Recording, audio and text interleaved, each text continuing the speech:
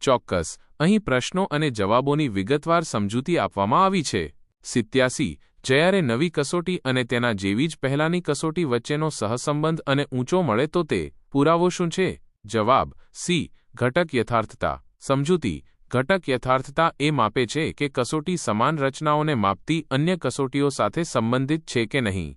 88. DET દ્વારા કેટલી અભિયોગ્યતાનું માપન થાય છે? જવાબ એ. 07. સમજૂતી. DAT વિભેદક અભિયોગ્યતા કસોટી 7 અલગ અલગ અભિયોગ્યતાઓનું માપન કરે છે. 89. DAT ને માપે છે. જવાબ ડી. 6 વિશિષ્ટ અભિયોગ્યતાઓ. સમજૂતી.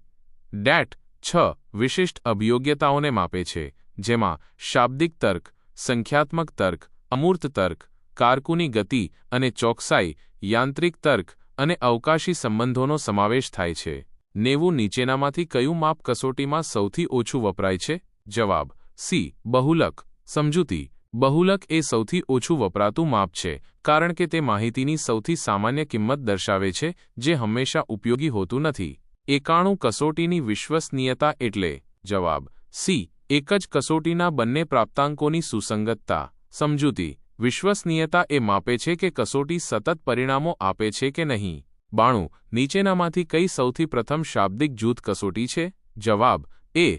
Army Alpha. સમજૂતી. આર્મી આલ્ફા એ પ્રથમ વિશ્વયુદ્ધ દરમિયાન અમેરિકન સેના દ્વારા વિકસાવવામાં આવેલી પ્રથમ શાબ્દિક જૂથ કસોટી હતી. 93 નીચેનામાંથી કઈ કસોટી GATBની પેટા કસોટી નથી? જવાબ સી. મિકેનિકલ અભિયોગ્યતા. સમજૂતી. GATB સામાન્ય અભિયોગ્યતા કસોટી બેટરીમાં શાબ્દિક, સંખ્યાત્મક, અવકાશી, કારકુની અને સાયકોમોટર ક્ષમતાઓનું માપન કરતી પેટા કસોટીઓનો સમાવેશ થાય છે, પરંતુ મિકેનિકલ અભિયોગ્યતાનો નહીં. 94 નીચેનામાંથી કઈ એક પ્રયુક્તિ એ એક પરિમાણ તુલા પર ભાર આપે છે? જવાબ સી. ગટમેન તુલા. સમજૂતી. ગટમેન તુલા એક પરિમાણીય તુલા છે, જેનો અર્થ છે કે તે એક જ પરિમાણને માપે છે.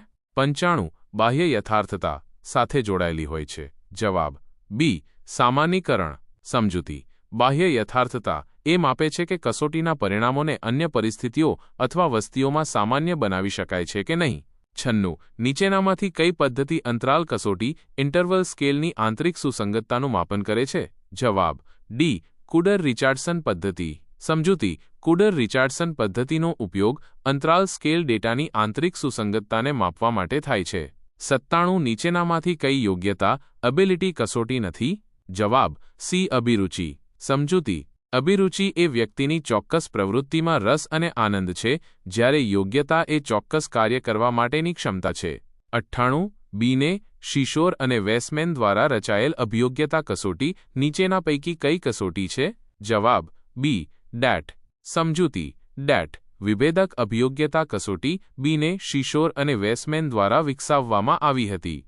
99 નીચેનામાંથી યથાર્થતાનો કયો પ્રકાર દરેક કસોટી માટે વાપરવામાં આવે છે? જવાબ સી. દેખીતી યથાર્થતા. સમજૂતી. દેખીતી યથાર્થતા એ માપે છે કે કસોટી સપાટી પર શું માપે છે, જે દરેક કસોટી માટે મહત્વપૂર્ણ છે.